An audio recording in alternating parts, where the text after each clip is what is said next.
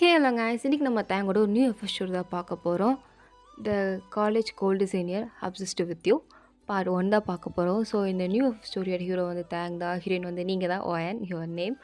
So இதில் வாயன் வந்து ஒரு ரொம்பவே இன்னசென்ட்டாக பயந்து போன பொண்ணு மாதிரி தான் இருப்பா. பட் ஃபஸ்ட்டு வந்து வாயன் வந்து ரொம்ப தைரியமாக ரொம்ப துணிச்சலாக திமிராக தான் இருந்திருப்பா. பட் அவள் இப்படி ஆறதுக்கு ஒரு ரீசன் இருக்குது. அது ஸ்டோரி பார்க்குறதுக்கு உங்களுக்கு புரியும். தேங் பார்த்தீங்கன்னா தேங் சரியான ப்ளே பாய் கிடையவே கிடையாது. அவனுக்கு இந்த பொண்ணுங்கள்லாம் பார்த்தா காசு இருந்தால் கூட வருவாளுக, அழகாக இருந்தால் ஒட்டிகிட்டு இருப்பாளுக, மேட்ரை முடிச்சிட்டா போயிடுவாளுக அப்படின்ற ஒரு டைப்பு தான் அவனுக்கு. கேர்ள்ஸ்னாலே நான் ஜஸ்ட் ஒன் டே நைட் அந்த மாதிரி மட்டும்தான் அவன் மைண்டில் செட் ஆகிருக்கு. மற்றபடி அவனுக்கு கேர்ள்ஸ் மேலே அந்த நைட்டுக்காண்டி தான் ஒரு இன்ட்ரெஸ்ட் இருக்கே தவிர்த்து வேறு எதுக்கும் அவனுக்கு அந்த லவ் ஃபீலோ ஒரு கருவமோ அதெல்லாம் யார் மேலேயும் வந்ததில்லை. அவங்கள பார்த்தாலும் இந்த மாதிரி ஃபீல் வந்து தேங்க் வரைக்கும் வந்ததும் கிடையாது. வாயனை பார்த்தா வருதா இல்லையாங்கிறத எஃப்எஃப் பார்த்து தெரிஞ்சுக்கலாம். So let's continue to the part 1. So இந்த பாட்டோட ஸ்டார்டிங் சீன்லேயே வாயன் காரில் தான் போயிட்டுருக்கா.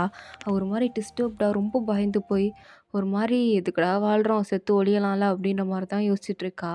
அப்போது வாயன் பக்கத்தில் அவள் தங்கச்சி உட்காந்துட்டு அப்படியே வாயனை பார்த்து, இவன் தான் என் அக்கா, இவன் ஏன் இப்படி இருக்கானா, அதுக்கான காரணம் அந்த ஆக்சிடெண்ட்டுக்கு அப்புறமா தான் இவன் இப்படி ஆனான்.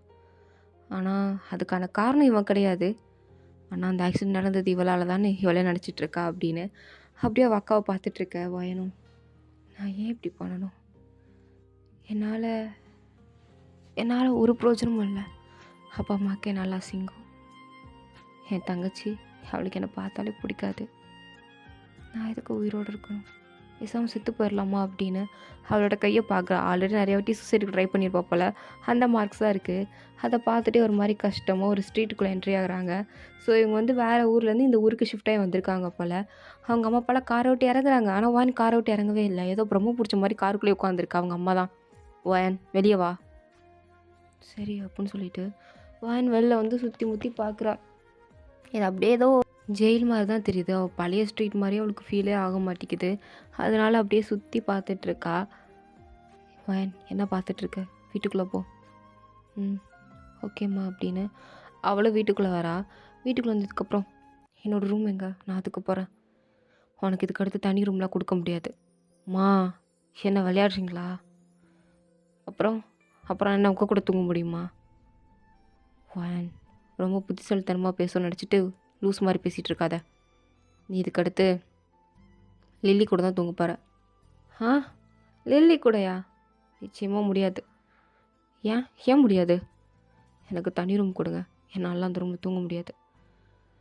ஓ அப்படியா, உன்னால் லில்லி கூட தான் ஸ்டே பண்ண முடியும். அப்படி உன்னால் முடியலன்னா ஹால்லே படுத்துக்கோ, வேறு எந்த ரூமும் உனக்கு அலோ கிடையாது, நீ லில்லி கூட தான் இருக்கணும் அப்படின்னு சொல்லிட்டு அவங்க அம்மா சிட்டாக சொல்லிட்டு போயிடறாங்க. அவங்க அப்பா ஒரு மாதிரி பார்க்குறாங்க. அவங்க அப்பா வாயன்கிட்ட பேசவே ரெடியாக இல்லை.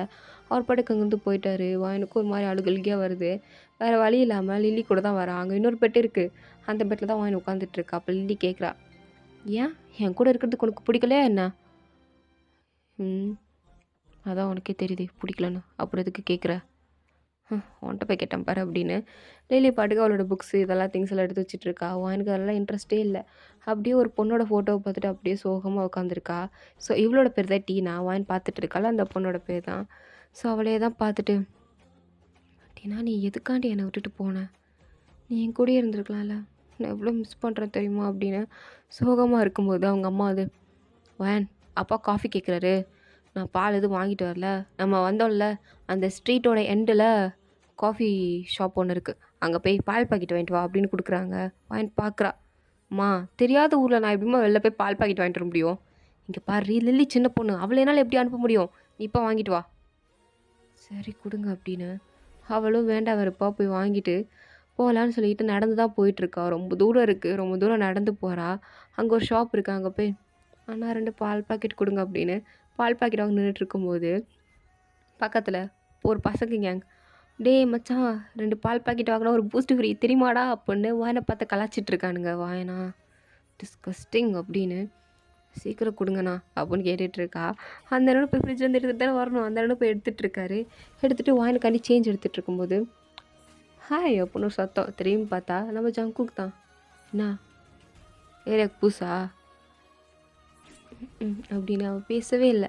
அவள் பாட்டுக்கு அந்த இதை வாங்கிட்டு நடந்து போகலான்னு பார்த்தா அவனுங்க அப்படியே ஸ்டாப் பண்ணுறாங்க. எனக்கு பக்குன்னு இருக்கு. ஒரு மாதிரி கை கால்லாம் நடுங்க ஆரம்பிக்குது பயத்தில். அப்படியே அவனை நிமிர்ந்து பார்த்து, என்ன என்ன வேணும்?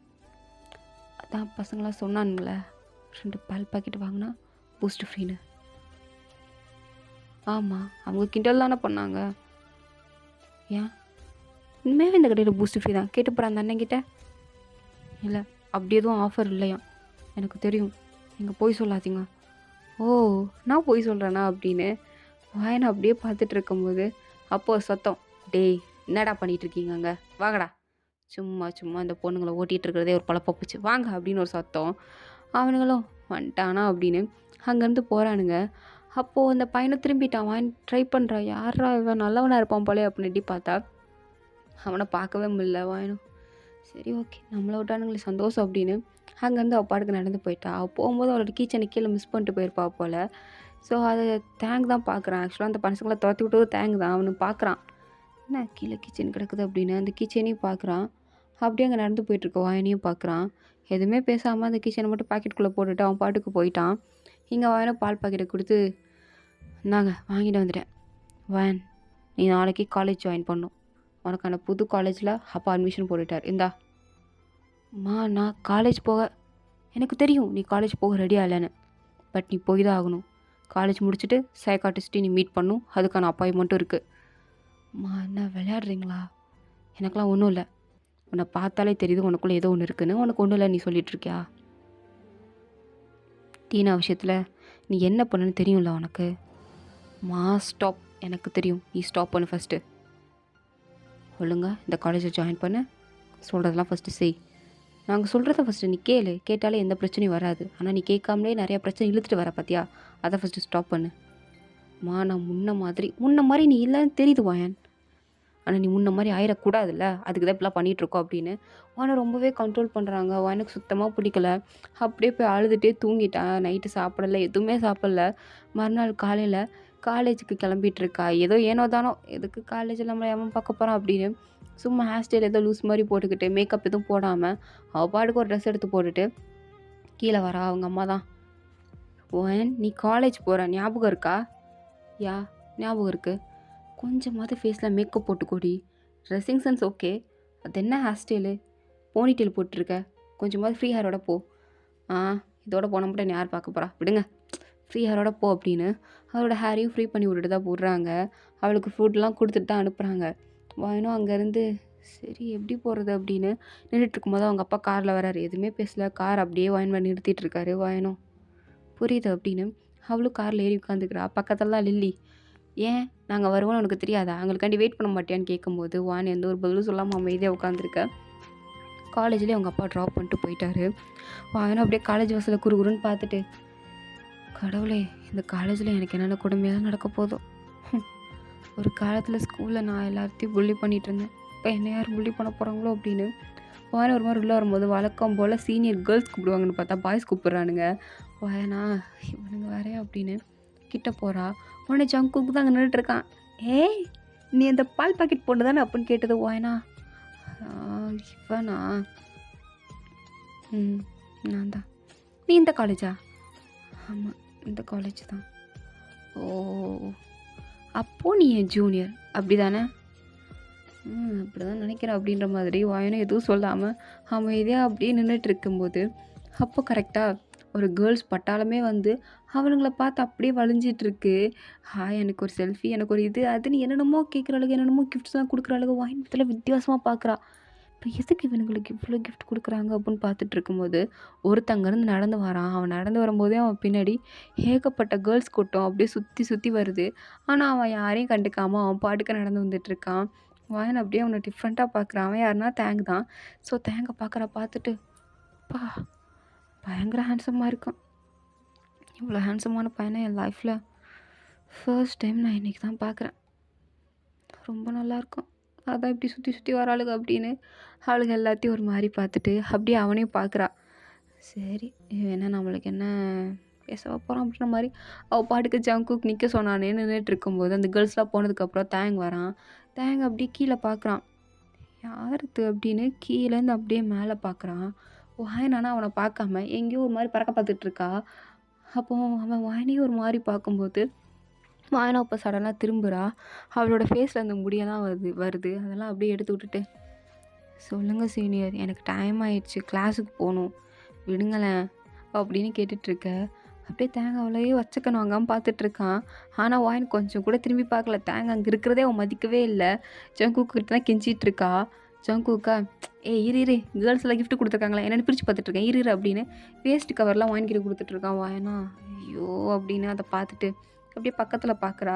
பக்கத்தில் தேங்க நிற்கிறத பார்த்துட்டு, சீனியர் நீங்களாவது சொல்லுங்களேன் விட சொல்லி ப்ளீஸ் அப்படின்னு கேட்கும்போது, அவனுக்கா என்ன இந்த பிள்ளை நம்மகிட்ட தான் பேசுகிறாளா அப்படின்னு சுற்றி முற்றி பார்த்துட்டு, நீ என்கிட்டயா பேசுகிற?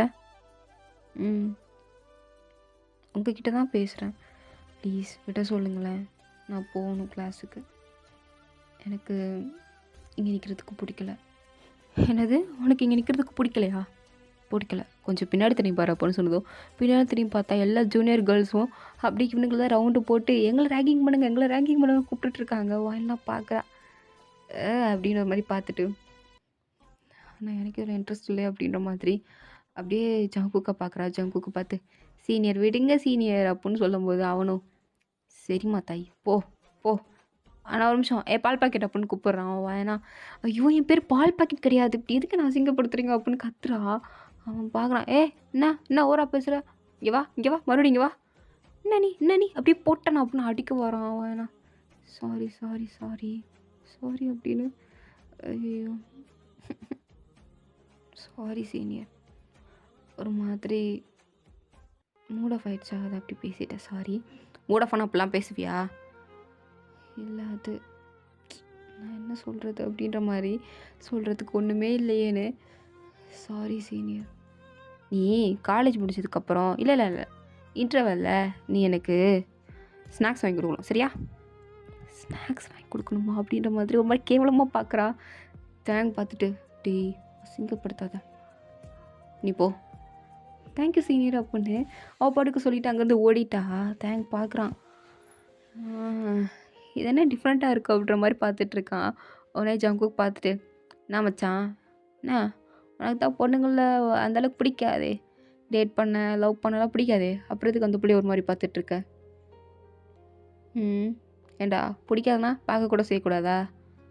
ஓ அப்போ சைட் அடிக்கிறியா? நான் சைட் அடிக்கிறவெல்லாம் ஒருத்தா என்ன அப்படின்ன மாதிரி அவளை பார்த்துட்டு இருக்கும்போது, ஒருத்து தான் போல அப்படின்னு ஒரு மாதிரி நினைக்கிறான். அப்போ பக்கத்தில் இருந்து ஜிமின், டே மச்சான், உனக்கு தான் இந்த பொண்ணுங்க மேக்கப் போடுறது, இந்த குட்டி குட்டி ட்ரெஸ்ஸாக இந்த பாவடை எப்படி போட்டு போகிறாளுங்க பாரு, அந்த மாதிரி போடுறதெல்லாம் உனக்கு அந்தளவுக்கு பிடிக்காதே.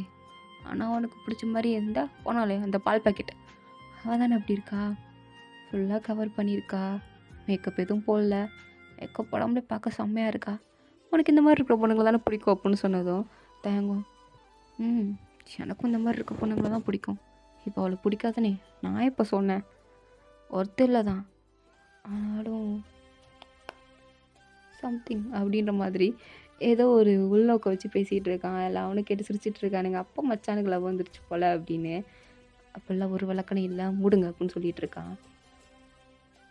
ஸோ இங்கே வாயனும் கிளாஸுக்கு போய், எனக்கு தெரியும் எப்படியும் என் ஃப்ரெண்ட்ஸ் யாரும் இங்கே இருக்க மாட்டாங்க, என் ஃப்ரெண்ட்ஸ் எதுக்கு இங்கே இருக்க போகிறாங்க, அதானே நான் வேறு ஊர்லேருந்து தானே வந்தேன் அப்படின்னு கிளாஸ்க்குள்ளே வரா. வந்து பார்த்தா வாயனோட ஃப்ரெண்ட்ஸ் 2 பேர் இங்கே இருக்காங்க.